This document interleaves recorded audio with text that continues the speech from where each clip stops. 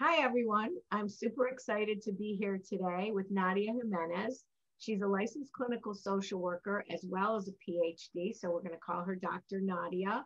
She has a lot of degrees. So here we go. She started, luckily for us, with her AA at Broward College. And then she went on and got her bachelor's of social work at FAU. Then a master's in social work from Fordham University. And then a master's in educational leadership at Walden University, and then a doctorate at Newburgh University.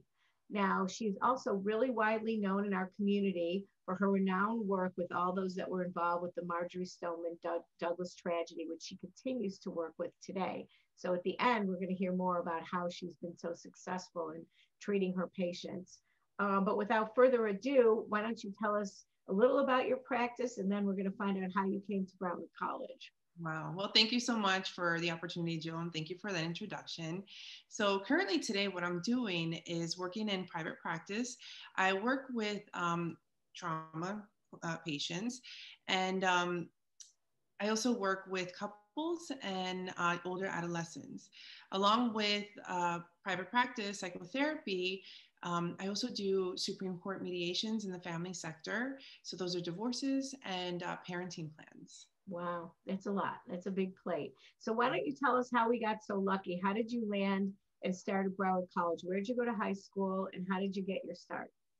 Well, I went to Coral Springs High School. I'm not going to admit what class I'm in, but I actually went to Broward because my family, my parents were immigrants from Cuba, and they couldn't afford college, and they didn't have the education to put away for college funds.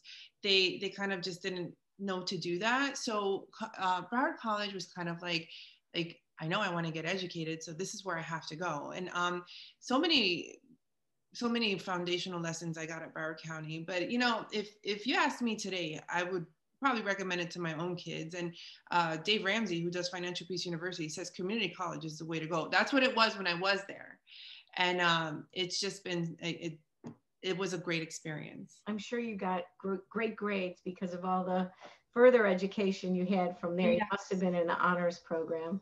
Yes, yeah, it was. Okay. And were there any professors that stood out or anything, or? At Broward College, oh my God, I've had about 500 professors throughout my life. Right. You want to know something? I don't remember his name, and I'm sure he's not working there anymore, but my sociology professor, he actually was a motivation for me to teach sociology in community college in New Jersey. I taught for 3 years. He really impacted me. I wish I had his name, Jill, but I don't forget his face, and I don't forget that he was the reason why I taught sociology. Beautiful. Well, thank you so much. So why don't you tell us what advice you were given so that we can share that with our other people that would want to know how to get to your level? Oh, the best advice that I have been given. Well, two pieces of advice. One from my aunt and one from my father. My aunt used to always tell us when we were younger, no one can take away your education.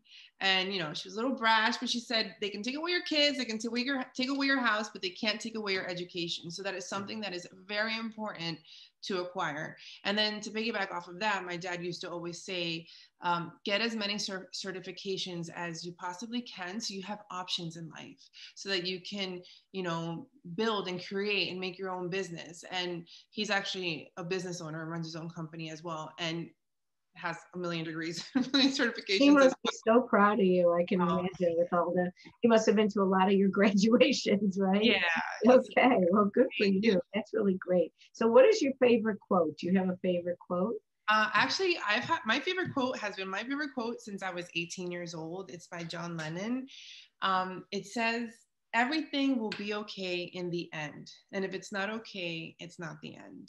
I particularly love that quote, not only in my life, but the life of my clients and my patients, because it has hope. And you know, most people end up in therapy because they feel hopeless with their behavior. Say it one more time so we can all, but now that you explained it. Sure.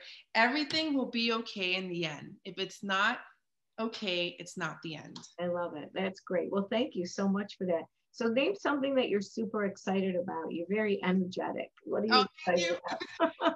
Honestly, I love my work. I love my career, but the one thing I'm most excited about is always making memories with my family. I love to plan excursions and just, I have 2 boys, so I do like a dinner date with each boy, and dad does a dinner date with each boy. That is probably the most exciting thing of my life, is just creating those family memories. And I'm very blessed because my career has allowed me to have the de-stress and the ability to be grounded for my family and be able to be present for them. So I'm always excited about my family and the next level with them. And your profession teaches you how to put values in the right place. So that's wonderful to hear. So what's something that you're deeply grateful for? Oh my gosh, I'm going to sound obsessed with them, but honestly, my family. I have such a great connection with my kids and my husband. They are number one, but I'm also deeply grateful for, because I know being in this field that it doesn't come, you may not always get that, but just my motivation, my level of intelligence, I am really grateful for that. I'm very blessed to be able to do the things that I'm doing and to have given the opportunities I have been given. That is great. So let me ask you then, who are your heroes? What would you say are the people that you look up to? Right now, I've got 2 heroes that are really in my heart, and I look up to them deeply. First one is Jesus Christ. He always met people where they were at. He loved on everybody, very accepting of everybody. And, he had no problem telling you, what you were doing wrong, but with loving kindness. And I feel like as a clinician, that is my job, to love you, accept you, but also help you confront some of the parts of you that you need to see. What my second hero, honestly, his name is Adrian Claiborne. He's an NFL football player. So I actually came to learn about Adrian from a retired Broward employee. She went to her house, and my son was born with a brachial plexus injury, and she told me there was an NFL player that had that. So I wrote him, and we ended up meeting him, and he ended up meeting my kids. And he just does so much for the community, and just such a great soul, such a great man. And there was a Broward College professor that taught you that? Actually, she was the administrator to the dean. I can say her name. She won't mind. Yeah, of course. Yeah. Grace Mendoza. Oh, very nice. Are you still friends with her on Facebook or anything like that? She's family. Are you kidding me? She's family. She was here for Thanksgiving. I love her. Oh, I'm so glad to hear these connections through Broward College. It makes us so happy. So I know that you're involved in the community in a way that's really profound. So can you tell us a little about your community involvement? Yes, of course. So my husband and I, we do something called Serve the City through NPPI Inc. And once or twice a year, we go to a community, non-for-profit community agency, and we kind of just get volunteers and workers. So we did the habitat in front of Coral Glades High School. We kind of build their little prairie dog like sanctuary. We've done a homeless shelter in Miami. We've done a homeless store, and we've kind of organized their store. So we just kind of like go out into the community through NPPI and just serve. We've done St. Andrew's Place in Coral Springs, where we serve the elderly. It's really nice. How many are part of this group? Is it a big group or just your family? Well, we've led some from 5 to 65. Beautiful. So it just depends on how many the agency needs. We've also done Feed the City with MPPI, and we'll give out boxes for Thanksgiving. And I personally fed the city in Nicaragua 2 years in a row, where I kind of flew out there and we kind of went to the villages in Nicaragua and gave out the boxes. And lastly, one of my favorites is the orphanages in Panama. I would love going there and just kind of holding the babies, because you have 10 babies in a home with 2 women. They need to be held. So I love doing that work. That work is pretty cool. That sounds pretty rewarding and everything. So any other words of wisdom? I know you were talking about your practice and something called neuroplasticity and things like that. Why don't you tell us some other words of wisdom how you counsel people, that you've had such great success in your practice. Well, thank you. Yeah. So one of the things I really enjoy about private practice and working with trauma is not just working with trauma that is kind of like a one main event. That, yes, I'll do, and I will work with the client through that. But one of the traumas that I really enjoy working with is called complex PTSD, and that's trauma throughout the life and a series of trauma. And how that works is I kind of just work with the client to change the neuroplasticity in the brain, and it helps them actually change their personalities and their behaviors based on those series of events through childhood. So that's something that I'm really, truly passionate about. I also work with couples in that way. We kind of get through their personalities, and it's very, very unique way of working with couples.